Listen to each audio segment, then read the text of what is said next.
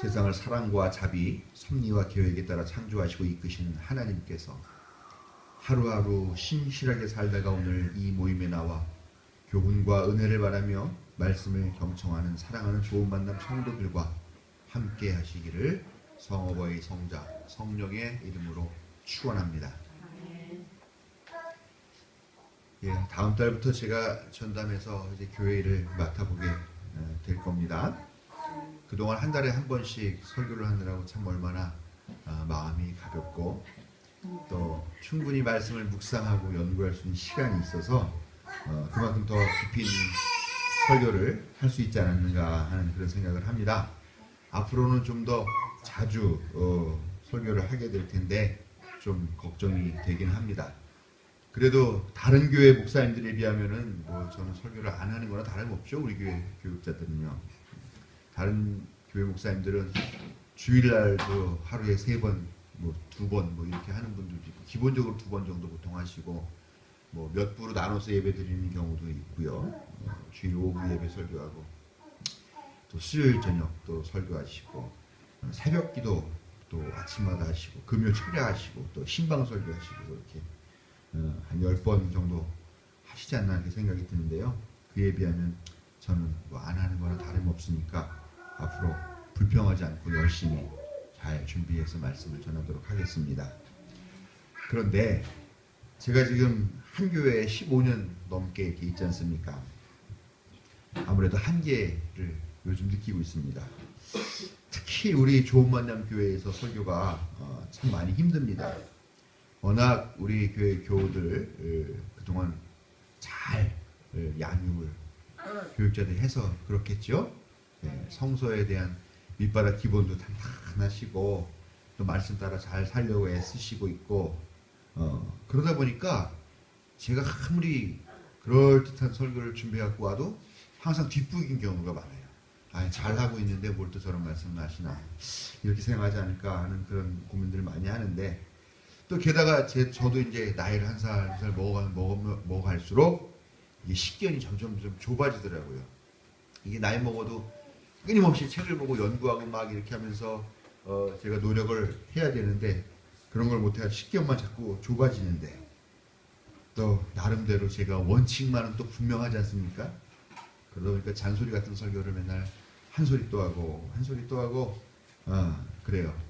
그래서 제가 아주 자주 우리 마눌님한테 핀잔을 먹습니다. 아유, 당신은 그 소리 몇 번을 또 하냐. 당신은 이제 늙었나 보다. 그런 얘기를 요즘 자주 듣습니다. 그래서 내가 계속 여기에 머무는 게 우리 교회를 위해서 좋은 건가, 교우들 위해 좋은 건가 하는 그런 고민도 솔직히 합니다. 그렇지만 설교는 듣는 교우들의 귀를 즐겁게 하기 위한 것이 아니라 듣는 사람들의 몸과 마음을 힘들게 하기 위해서 하는 게 설교다.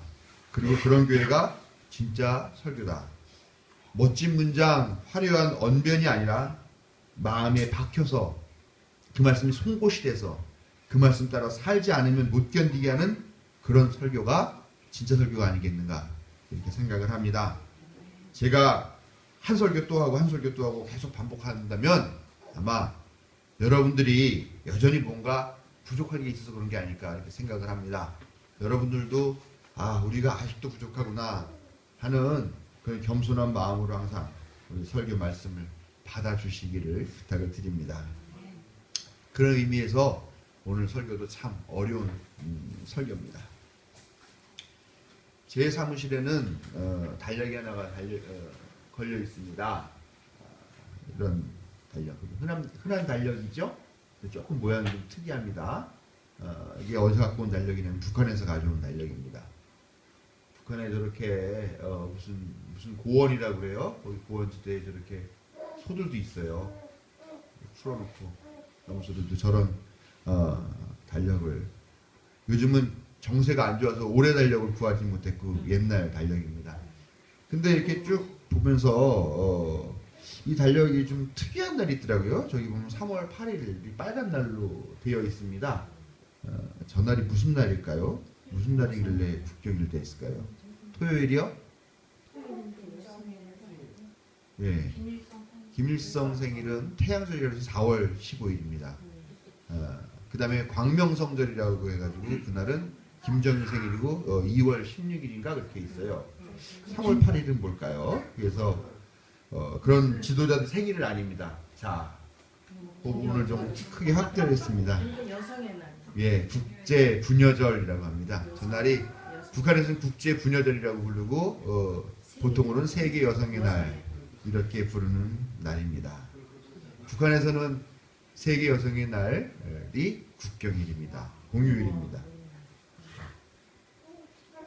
그래서 제가 이 북한에서 가져온 달력 때문에 세계 여성의 날이라고 하는 존재를 알게 되었고요. 그래서 저도 3월은 그러면 우리가 여성의 날로, 여성의 달로 지켜야 되겠고 첫 주일은 여성주일로 그렇게 지켜야 되겠다. 이런 생각을 하면서 올해 이제 제가 이 여성주일로 이렇게 설교를 준비를 했습니다. 근데 우리 교회에 과연 여성주일이라고 해서 특별한 설교가 필요할까 하는 그런 생각을 해봅니다. 우리 교회는 대놓고 성차별하거나 성차별적 발언을 하는 그런 분이 있나요? 없나요? 예, 없습니다. 마누라를 두들겨 패는 남편도 없고요.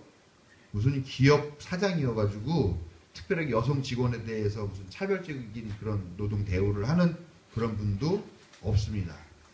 제가 알고 있기로는 다 아내를 사랑하고 너무 사랑하다 못해서 가사를 전담하시는 분들도 계시고, 예, 그냥 거의 노예같이 사는 그런 분들이 대부분인 것 같습니다. 예. 또 어려운 처지에 있는 사람들을 위해서 기도하고 헌금도 하고, 그래서 오늘 여성주일이라고 설교를 하겠다고 이런 여성주일까지 정해놓긴 했는데 아무래도 내가 컨셉 잘못 잡았나 보다 하는 그런 후회를 하고 있습니다. 그래서 여성주일인데 뭔가 좀 그럴듯한 설교를 해야 되겠다 생각해서 제가 SNS에 그 친하게 지내는 목사들한테 물어봤습니다. 최근에 아주 핫한 그런 여성신학의 주제가 뭐냐?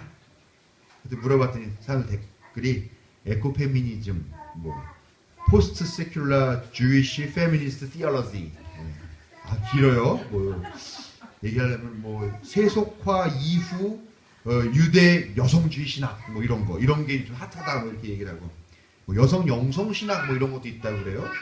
그다음에 맨스 플레인 이런 것도 있다고 그러고요. 찾아보니 제가 그 짧은 기간 동안에 그걸 다시 연구해서 여성 신학자가 될 것도 아니고 그래서 그렇게 했는데 봐도 시원치가 않더라고 우리 교회 설교하기가. 게다가 사실 남성인 제가 가장 무서워하는 존재가 여성이고 그 여성이 바로 제 아내죠. 다른 남성분들도 다 마찬가지일 것 같은데 무슨 설교를 할까 되게 고민을 많이 했습니다. 생각해보니까 우리 교회는요, 저만 좀 성차별적인 얘기를 안 하면은 완벽할 것 같아요. 저만 잘하면 될 것 같더라고요. 그래서 저는 일단 반성을 하면서 그렇지만 우리 주위에는 여전히 차별받고 또 차별적 대우를 받는 여성들이 있더라라는 것입니다. 여성의 사회에 참여나 직장 내 승진을 가로막는 보이지 않는 장벽을 유리천장이라고 하고요. 이거를 점수를 매겨서 계산을 했는데 유리천장 지수라고 합니다. 작년에 통계를 보니까 100점 만점에 25.6점을 받은 나라가 있어요. 최하위 어느 나라일까요? 하도 많이 들어가지고 이제 이게 질문도 아니에요. 이거는 바로 한국입니다. 참 부끄러운 통계죠.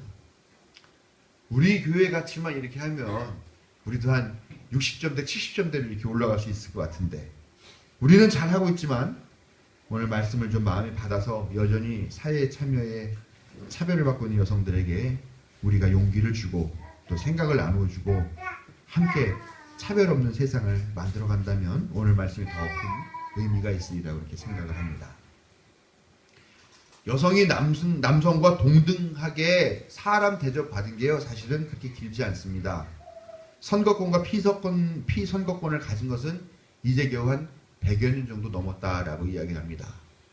그런 말을 많이 들어서 찾아봤더니 영국이라고 하는 그 말하자면 상당히 그렇게 발전된 그런 사상의 나라인데 1928년이 되어서야 남성과 마찬가지로 21세 이상의 여성들에게 동등한 참정권을 허락하였다고 합니다. 1928년. 예, 뭐 지금 보면 참 오래된 것 같지만 이제 기가 한 100년 그 정도밖에 안 됐다는 이야기죠.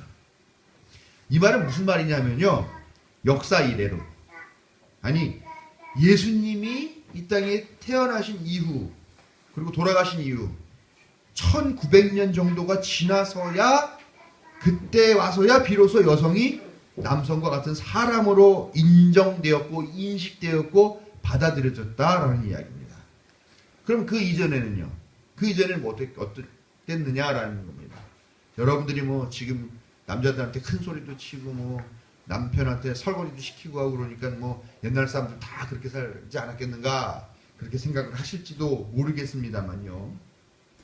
그 이전에는 절대 사람이 아니었었습니다. 여자는 그냥 남성 주인의 재산이었어요. 아들을 낳는 씨바지. 예? 딸 낳으면 그냥 죽여, 그 딸 죽여, 이런 편지도 발견이 되었더라고요. 옛날에 아내가 아기를 낳는데 남편이 집에 없어요. 사랑하는 아내에게 편지를 보냅니다. 이제 아기를 낳을 때가 돼가지고 편지를 보냅니다. 그러면서 편지 내용 보니까 충격적입니다. 아들이면 잘 키우고 딸이면 그냥 내다 버려라. 그런 걸 자기 아내에게 그 편지를 썼더라고요. 여성은 그냥 번식을 위한 도구였고 재산 목록에서 한 줄을 차지하는 그런 물건이었었던 시대가 있었습니다. 성서만 봐도 그래요. 불량배들이 막 우리 집에 막 침입을 하려고 하죠. 그러니까 이 집주인, 이 남편이자 아버지인 이 남자가 그 불량배들에게 자기의 젊은 딸을 내줍니다. 그러면서 니들 마음대로 해라. 그러나 우리 집과 우리 집 손님한테는 해를 끼치지 말아라. 이렇게 얘기를 합니다. 그럼 어떻게 됐습니까? 그 딸이 윤곽을 당하고 강간을 당하고 결국 아침에 시신으로 발견되죠. 그런 일들이 한두 개 아니죠. 우리가 믿음의 조상 아브라함이라고 하는 그 아브라함도 여행을 하다가 주변의 왕들이 자기를 해코지할까봐 자기 와이프를 내 여동생입니다 하면서 왕한테 내줍니다. 자기 아내를 내줘요. 그게 아내라고 생각하는 게 아니죠. 근데 그때는 그게 당연한 일이었어요. 아내라는 존재가, 여자라는 존재가. 모든 여성의 사회 참여가 부정되었고 가장인 남편이나 아버지의 처분에 따라 여성의 존재와 그 행위가 결정되었다는 것입니다. 그게 여성들이 수천 년 동안 받아온 대우였습니다. 그런데 예수님은 이런 관행을 거부하셨죠. 오늘 말씀 보면 12년 동안 혈루증을 앓은 여자의 이야기가 나옵니다. 여기서 10이라는 거는요, 완전수를 의미합니다. 10이면은요, 실제로 12년, 횟수로 12년을 의미하는 게 아니라요, 완전하게 고통받았다는 겁니다. 네? 성서에서 12살 그러면 완전하게 다 컸다라는 의미입니다. 아무튼 무지하게 더럽게 완전하게 오랫동안 혈루증을 앓은 이 여자가 오늘 말씀에 나오죠. 혈루증 뭡니까? 우리가 생각하는 그 혈액에 응고 효소가 없어가지고 피가 계속 흘러나오는 그런 혈우병을 이야기하는 게 아닙니다. 여기서는요. 성서에서 여기 말하는 거는 하혈증 말하는 거예요. 여성의 하혈증이요. 하혈하면은 성서에서는 또 그 당시 유대사에서는 부정하다라고 이야기를 했습니다. 그래서 생리 중인 여자도 부정하다. 가까이 하지 말아라. 그 여자랑 살맛감만 닿아도 다른 사람도 부정하다. 이렇게 얘기를 했죠. 그런 병을 아주 오랜 기간 동안 앓고 있는 이 여자의 이야기가 나옵니다. 이 여자요, 아주 오랫동안 병을 앓고 있었으니까 그 여자 얼굴만 봐도 아주 흉흉한 그런 분위기가 풍겼을 것 같아요. 계속 피를 흘리니까 핏기가 없는 창백한 얼굴이었겠죠. 또 피를 흘리니까 온 몸에서 그 피 비린내 같은 그런 불쾌한 냄새가 아마 풍겼을 겁니다. 피를 많이 흘리면 빈혈 증상도 있죠. 여자들이 생리만 해도 빈혈을 심하게 앓는 그런 사람도 있다고 한다니까 아마 어질어질 하면서 비틀비틀 다녔을 겁니다. 사람들이 봤을 때는 저 여자 미친 여자인가 봐. 그렇게 생각했을 수도 있겠죠. 그 병 좀 고쳐보겠다고 한 푼 두 푼 쓰기 시작한 게 결국은 자기 재산도 다 날려버렸다고 합니다. 이제 무일푼 빈털털이 그런 사람이 되었으니 옷차림도 남루한 그런 옷차림이었을 겁니다. 그 당시에 여자라는 것만 해도 하찮은데 그런 외적인 풍모까지도 그렇게 궁상맞은 그런 여성이 오늘 이 이야기의 주인공으로 나옵니다. 여자가 하혈을 하는 그런 부정한 몸으로 거기다 궁상맞은 그런 외모의 여자가 어디 거리에 나와서 돌아다니고 외간 남자, 그것도 감히 하나님의 아들 예수님의 옷에 손을 댑니다. 이건 발견 즉시 그 자리에서 사람들이 달려들어서 귀시함을 후려갈기고 귀사대기를 막 그냥 불사대기라고 그러죠. 그렇게 막 두들겨 패고 온갖 모욕을 당하도 싼 그런 존재이고 그런 행위입니다. 그런데 예수님은 그 여인에게 이렇게 말씀하시죠.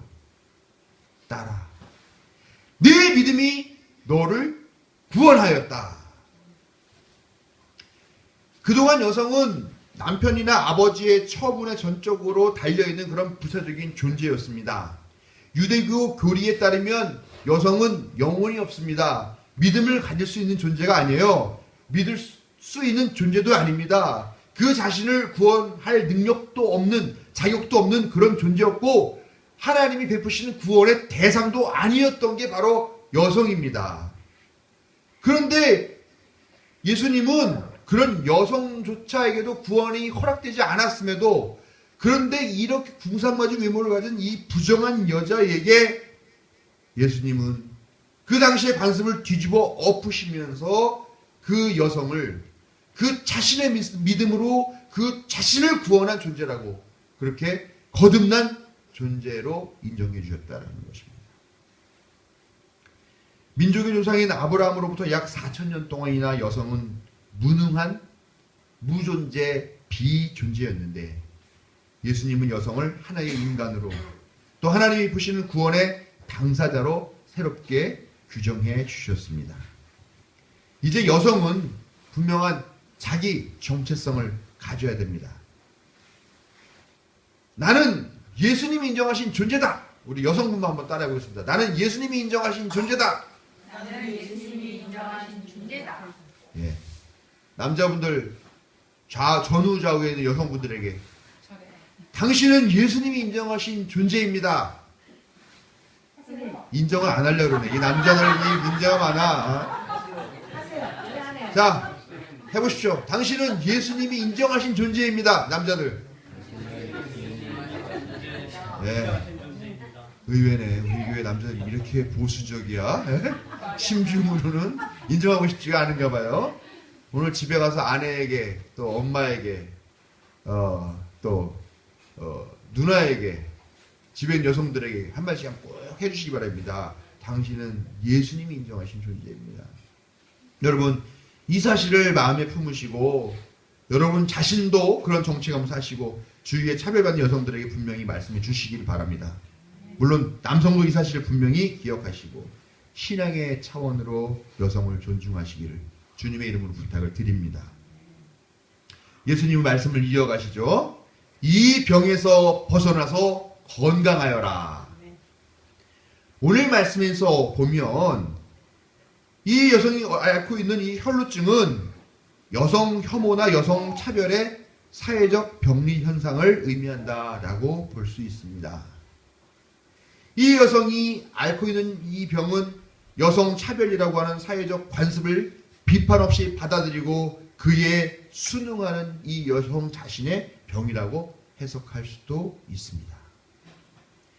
지금 당장은 예수님의 은혜에 힘입어서 나는 예수님이 인정하신 그런 귀중한 존재야 라고 그렇게 소중한 존재라고 깨닫고 기쁨에 넘칠 수 있겠지만 곧 뒤돌아서 자신의 있던 자리, 자신이 사는 그 삶의 한 가운데로 돌아간다면 또다시 그 당시의 관습과 관행에 지치고 상처받아 자신의 존재감을 포기하게 될지도 모릅니다. 그래서 예수님은 이 병에서 벗어나라 라고 말씀하시는 겁니다. 그냥 한 번 낫고 돌아서면 다시 걸리는 그런 병이 아니라 플라시보라고 하죠. 위약 효과 같은 그런 것이 아니라 영원히 이 못된 병, 이 악한 관습으로부터 자유하라라고 예수님이 선언해 주고 계시는 겁니다. 여러분, 자유하기 위해서, 이 병에서 벗어나기 위해서 여성 자신이 노력해야 되겠지요? 그러나 더 많이 노력해야 되는 것은 바로 차별을 만드는 남성인 줄로 아시길 바랍니다. 이 세상에 기득권은 남성이 갖고 있죠. 남성이 만든 시스템이 결국 여성을 차별하고 있습니다. 성차별이라는 이 악한 병에서 벗어나라 라고 하는 그런 주문은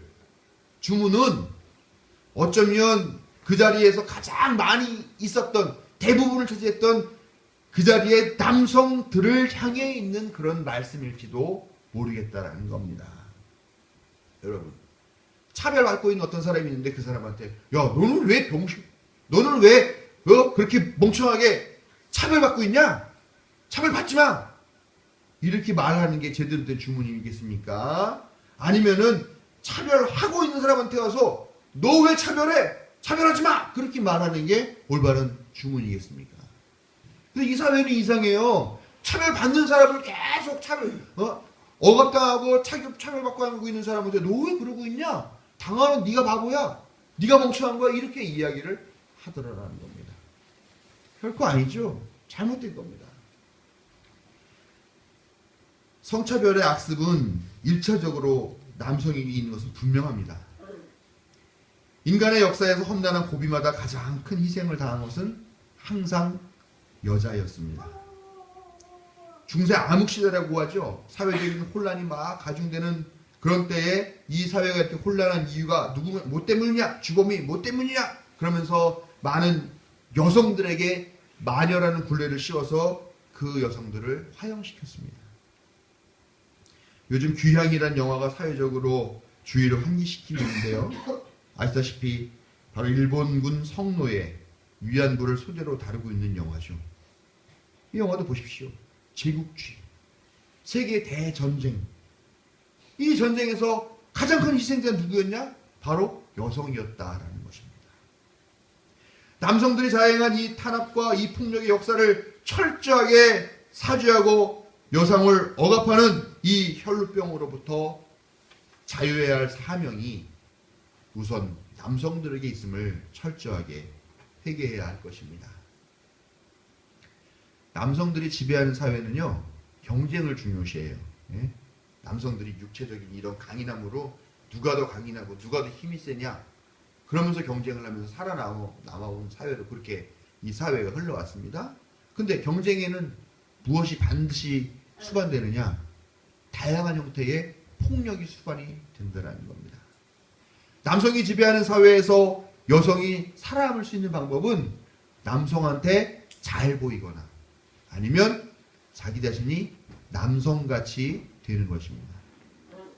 그러다 보니까요, 요즘 소위 잘 나간다고 하는 여성들 보면은 그들에게서 여성성을 찾아보기가 좀 힘들지 않나 이렇게 생각이 들어요. 누구라고 말하지는 않겠습니다만 요즘 텔레비전에 나오는 여성 정치인들을 한번 하시는 거 보세요. 그들이 하는 막말하는 수준들이나 아니면 목에 핏대 세우고 막 악쓰고 막 하는 그런 모습이 남성들의 폭력성을 그대로 닮은 것 같아서 안타깝고 한편으로는 불쌍한 마음도 듭니다. 또 요즘 무슨 엄마 부대라는 사람들이 있죠. 그 엄마 부대라고 하는 사람들이 막 세월호 희생자 그 유가족들 뭐 아니면 위안부 할머니들한테 막 쏟아내는 막말들 들어보세요. 그들이 정말 여성성을 가진 엄마인가? 하는 그런 의심을 하지 않을 수 없더라라는 겁니다. 여성들이 폭력적인 그런 남성화되는 것으로 자신의 존재감을 느끼고 그렇게 인정받으려고 하는 이런 이상한 세상이에요. 여성성이 거부되는 것이 잘 살고 성공하는 것이라는 이런 이상한 세상이 되어가고 있다는 것입니다. 그러나 남성들이 휘두르는 폭력이 이 세상을 피로 물들였을 때 이 세계가 유지된 것은 여성들의 살림 때문이었음을 분명하게 깨달으시길 바랍니다. 어려운 상황에서도 꿋꿋하게 자기의 동족들을 챙기고 자기 자식들을 먹여 살리고 가정들을 꾸려나가고 하는 것은 항상 여성의 몫이었습니다. 살림이라는 것은 말 그대로 살림살이이기도 하지만 또한 살림, 생명을 살린다는 그런 의미도 담겨 있지요. 여성의 존재는 생명을 낳고 그 생명을 키우고 그 생명을 살리는 그런 귀한 사명으로도 이미 충분히 존중받고 존경받아야 할 대상입니다.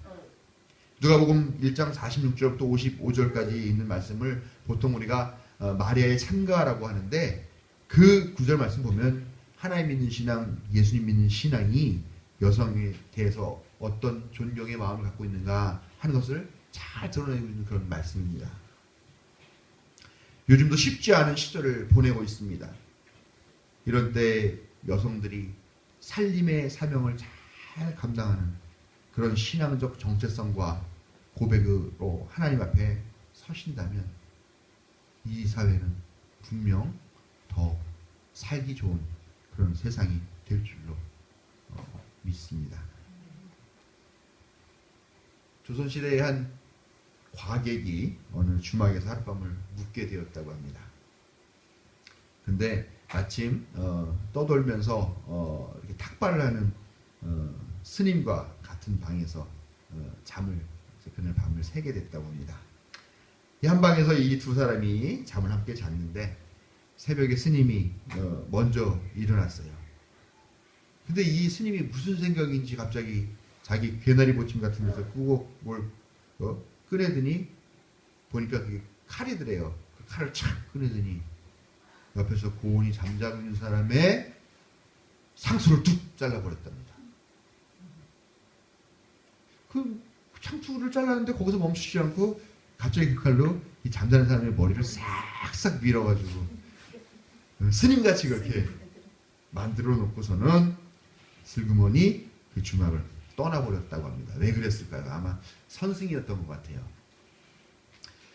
이제 문제는 이 과객이죠. 아침에 일어나서 아유 잘 잤다.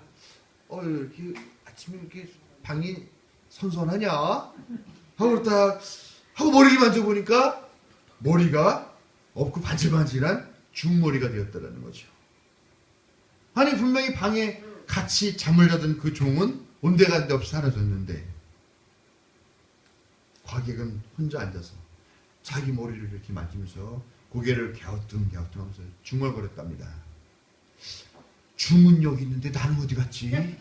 그렇게 이야기를 하더랍니다. 예. 미안하다. 또 아빠는 농담이었다. 여러분, 나를 찾고 나를 발견하는 게 중요합니다. 자기 정체성이라는 게 이래서 우리의 삶을 결정하는 아주 중요한 요인입니다. 여성들은 스스로 얼마나 소중하고 하나님의 복을 받은 존재인지 그리고 얼마나 중요한 살림의 사명을 받은 존재인지 깨달아 아시기를 바랍니다.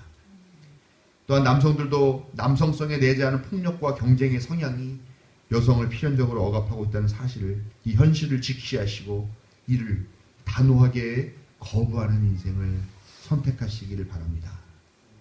우리가 하나님을 아버지라고 부르죠. 하나님 왜 아버지라고 부를까요? 그거는 하나님 아버지라고 하는 말이 가부장적인 사회에서 만들어낸 산물이기 때문입니다. 만약에 여성이 지배하던 사회였다면 하나님은 당연히 여성의 모습이었고 하나님 어머니라고 불렀을 거예요. 결국 하나님을 아버지라고 부르냐 어머니라고 부르냐 하고 하는 이 문제는 결국 권력의 문제고 기득권의 문제고 폭력의 문제였다는 겁니다. 하나님은 아버지 역할만 하신 분이 아니죠.